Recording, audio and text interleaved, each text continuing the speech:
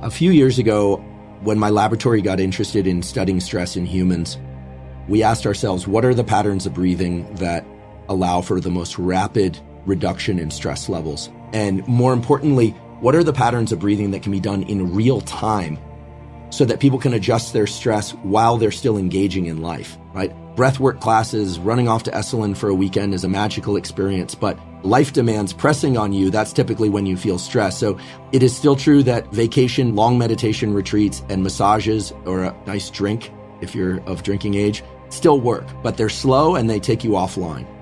The physiological sigh is a pattern of breathing that was actually discovered by physiologists in the 30s, and that was essentially rediscovered by Professor Jack Feldman at UCLA, a world expert in the neurobiology of respiration, and by my colleague Mark Krasno at Stanford, who studies lung function.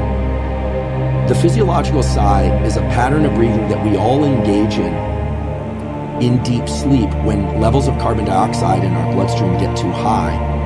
We, or our dogs, you can see your dog do this, will do a double inhale followed by an extended exhale. Children or adults, for that matter, that are sobbing and lose their breath, so to speak, will also do a double inhale, exhale. That's the spontaneous execution of what we call the physiological sigh. The reason it works so well to relax us is because it offloads a lot of carbon dioxide all at once. And the way it works is the following.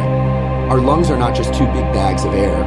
We have all these little millions of sacs of air that if we were to lay them out flat, they would be as big as about a tennis court or so.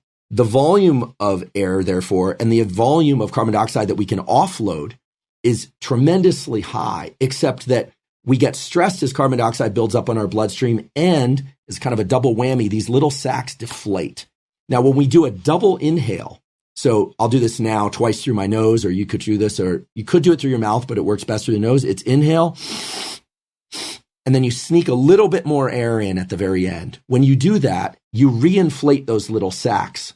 And when you exhale, then you discard all the carbon dioxide at once. So the simple way to describe this protocol is that unless you are underwater, you do a double inhale followed by an extended exhale, and you offload the maximum amount of carbon dioxide. And we found in our laboratory, and other laboratories have found, that just 1, 2, or 3 of those physiological sighs brings your level of stress down very, very fast.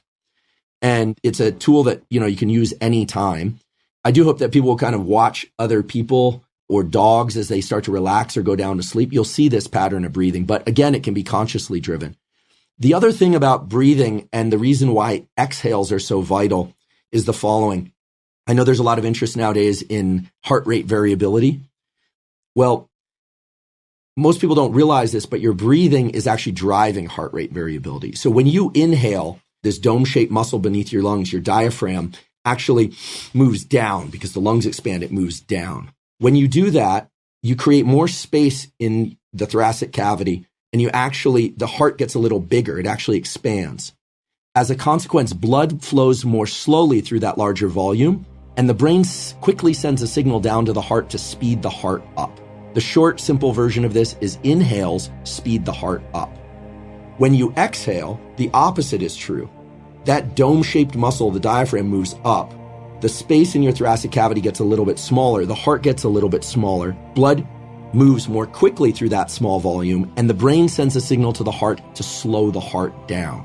Physicians know this as respiratory sinus arrhythmia, but this is the basis of what we call HRV, heart rate variability. And the simple way to remember this is anytime you emphasize exhales, in other words, making them longer than your inhales, you are slowing the heart rate down, you're calming your system. Anytime you emphasize inhales, you make them more vigorous or longer than your exhales, you're speeding up your heart.